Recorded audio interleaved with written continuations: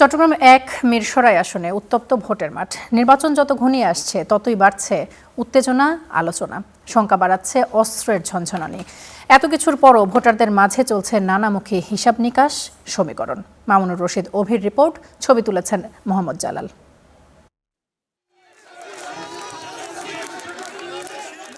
নির্বাচনকে সামনে রেখে পুরোদমে জমজমাট চট্টগ্রাম ১ মিরসরাই আসন।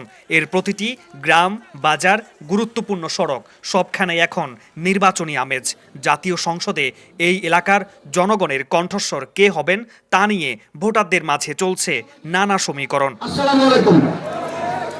সকাল থেকে রাত পর্যন্ত প্রার্থীরা ব্যস্ত সময় পার করছেন গণসংযোগ, জনসভা ও মিছিল নিয়ে। ভোটারদের মন জয়ে প্রার্থীরা অবকাঠামো উন্নয়নের আশ্বাস আর পরিবর্তনের বার্তা দিয়ে বলছেন নতুন প্রত্যাশার কথা।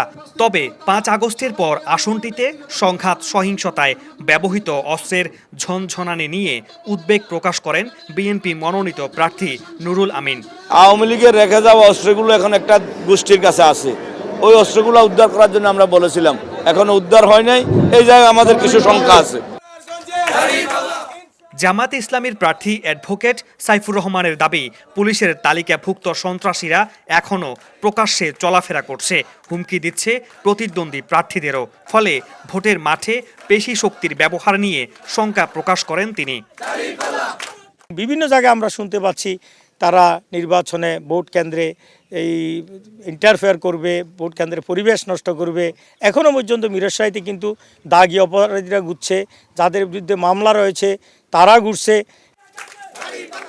আসনটিতে নির্বাচনে জয়ের সমীকরণ বেশ জটিল বলে মনে করছেন স্থানীয়রা। দলীয় ভোট ব্যাংক, প্রার্থীর ব্যক্তিগত জনপ্রিয়তা, স্থানীয় ইস্যু এবং শেষ মুহূর্তে ভোটের মেরুকরণ সবকিছুই ফলাফলে বড় প্রভাব ফেলতে পারে।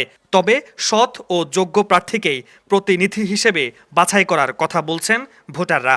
মাদক যাতে নির্মূল করতে পারে, এটা সবার প্রত্যাশা। মিরসরাইতে অনেক রাস্তা আছে যেগুলো ভাঙার পরে আর সংস্কার করাই হয় নাই। ওই নির্বাচন আসলে একটু দেখানোর জন্য প্রতিশ্রুতি দেয়। লেখাপড়া শেষ করে যে চাকরি বাকরি, যে বেকারত্ব সমস্যা, এই সমস্যাটা যাতে দূর হয়।